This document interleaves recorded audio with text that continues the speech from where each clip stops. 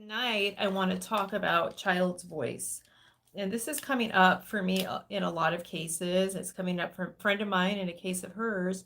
And the question is how much does the child's voice matter, especially as the child starts to get older? So, one of the best interest factors in Arizona is the wishes of the child. But in deciding if the wishes of the child are going to be heavily weighed, a judge looks at a child's maturity and their ability to express themselves.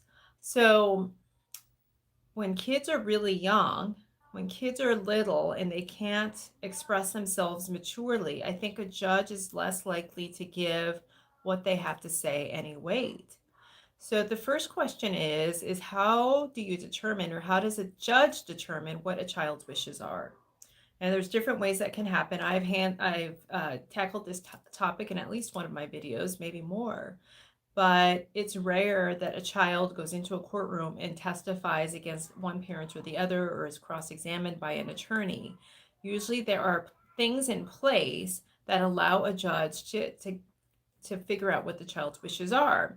In some jurisdictions, judges are trained and they're actually able to talk to the child, him or herself, and they have a conversation with the child. And when this happens, I don't think that, the judge is on the stand or on his or her bench and the child's down in front of him and the judge is grilling him. I believe the way it usually happens is back in chambers. The judge is usually back in the chambers or somewhere comfortable with the child and just talking to the child and trying to establish a rapport with the child to figure out what the child wants. There are other circumstances where a child is interviewed, and that could be as part of a custody evaluation, and a mental health professional is the one doing the interview. It could be as part of a custody evaluation, or in Arizona, we have a court can just order that a child is interviewed. We can petition the court to do a child interview, and the child is interviewed about his or her wishes or what's going on in one home or the other. So that's step one, is figuring out what the child's wishes are. The thing is that I think children a lot of times find themselves in a double bind, and they are wanting to please both parents.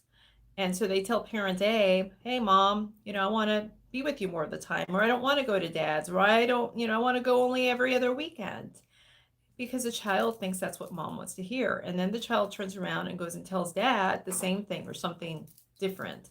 So I think a lot of times kids feel trapped. And I've had several situations where a client comes to me and they say, my child's saying XYZ is happening in the other parent's home, and child now wants to live with me most of the time. So we go through this process of either a custody evaluation or a child interview. And then the interview results show the child saying something different than what my client told me when he or she originally came to me. So that really alters the way the case unfolds. So I think that's evidence of, the child just really wanting to please, or the child feeling afraid of retaliation by one parent or the other. And that also happens a lot. I have a few situations going on right now where children are punished by one parent or the other when the child tells that parent what he or she really wants. That's a hurdle that sometimes has to be overcome. And if you're a child, I think it's a difficult situation to be in, because you don't want anybody mad at you. You want everybody to love you, usually if you're a child. I mean, I don't really come across that many kids who are like, I don't care what people think. I don't care what my parents think. I'm doing what I'm going to do. That really takes some strength and some emotional maturity and strength. And I just don't see a lot of kids doing that. This is the thing, though. So court's going to look at the child's wishes and weigh that in view of all the other best interest factors. The child's wishes alone usually aren't going to carry the day. I guess they could in some situations. The older they get, the more weight that their wishes get. Let's talk about a situation where there are court orders already in place. And the court order says that the child is supposed to be at mom's house on certain days and at dad's house on certain days. But the child is now allegedly telling one parent or the other, yeah, I don't want to go to mom's house. I know that it's, mom's parenting time this weekend, but I just want to hang out with you guys. So what is the parent to do who's supposed to be getting the parenting time? It's a difficult situation to be in. The thing is, court orders are in place to prevent disputes and to address disputes. And the court order should contemplate regular parenting time and holiday parenting time. And so we're just coming off the holidays. So, say during the holidays, a kid got to spend more time with one parent than the other. And now the parent who got the less time is saying, hey, I think the kid should be with me, even though it's your parenting time. Well, if you're the parent who's supposed to be getting the kid, you have to decide what you want to do. But the long and the short of it is the order is the order is the order. All right. The court order is the order. And what I often tell my clients is that if there is an order in place, that you're really compelled to follow it, especially if there's not agreements. So the best orders are those orders that both parties can crumple up and throw in the trash because they don't need them because they're getting along so well. But when parties aren't getting along or they can't get along, it's just not possible because one party is difficult or high conflict or a narcissist, then the order's in place and the party who wants the order enforced has every reason to insist on the order being followed. So I don't see a problem with that at all. And if the other parent's unhappy about it, then they're unhappy about it, but the order's in place. Now, this is, in my mind, a little bit different than being flexible when one parent has something going on that's really special, and maybe it's not their parenting time that weekend, but say they're getting married, or say a child is coming home from a foreign country after being in the service, a half sibling or step sibling, and they want to swap weekends. So the child that's part of the lawsuit can see their older sibling come home. And I actually had that situation come up before. I've talked about it in the past, where one of my clients, he shared custody of a little girl with his ex, and the little girl's older brother was coming home. It was during, I don't know what war it is that, I don't know if it was Afghanistan or Desert Storm. I can't remember what war it was, but the older sibling was coming home. So the other party wanted to swap weekends with my clients, and my client said no. And so actually we had to do an emergency hearing because the other side petitioned the court, and the judge was really upset with my client for not being flexible. So insisting that the court order be followed, in my mind, is a little bit different than being flexible when these special circumstances arise, or just being flexible in general.